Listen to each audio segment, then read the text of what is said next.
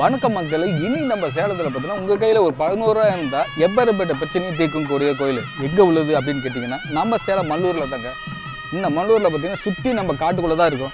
இந்த காட்டுக்குள்ளே தான் அப்படிப்பட்ட ஒரு கோவில் இருக்குது. இந்த கோயிலோட சிறப்பு என்ன அப்படின்றத சொல்ல போகிறாரு. என்னென்ன நிகழ்ச்சி நடைபெற்று வரப்போகுது, இந்த பௌர்ணமி நிகழ்ச்சி, அமாவாசை நிகழ்ச்சி என்ன நடைபெற்று வரப்போகுது விளக்கமாக சொல்ல போகிறாரு.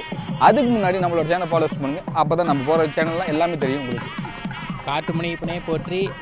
சேலம் மல்லூர் கிழக்கு வலசு அருள்மிகு காட்டுமணியப்பன் திருக்கோயிலுங்க. நம்ம திருக்கோயிலோட அம்சம் என்னன்னு பார்த்தீங்கன்னா 11 ரூபா மஞ்சத்தூரில் முடிஞ்சு கட்டினா எப்பேற்பட்ட வேண்டுதலையும் நம்ம காட்டுமணியப்பன் நடத்தி தருவார். நம்ம கோயிலோட சிறப்பு அம்சம் என்னன்னு பார்த்தீங்கன்னா 11 ரூபா காணிக்கை கட்டி வேண்டுதல் வைக்கிறது. வீட்டில் இருந்தபடியே கும்பிட்டவங்களும் பல பேர்த்துக்கு நடத்தி கொடுத்துருக்காரு.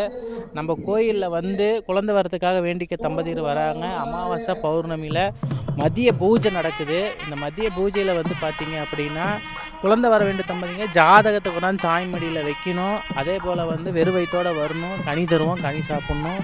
நம்ம கோயிலில் அமாவாசை பௌர்ணமி பூஜைக்குன்னு எந்த ஒரு கட்டணமும் வாங்கிறது கிடையாது. வரக்கூடிய பக்தர்கள் வந்து கலந்துங்க. சாமி கேட்குறீங்க ஃபோன் பண்ணி ஏதாவது கட்டணம் கட்டணுமான்னு. நம்ம கோயிலில் அந்த மாதிரி எந்த ஒரு கட்டணமும் வசூல் பண்ணுறது கிடையாது. நீங்கள் மனசார வந்து கும்பிட்டு வேண்டிக்கிட்டாலே போதும். நம்ம காட்டுமணியப்பன் குழந்தை வரத்தை கொடுக்குறாரு.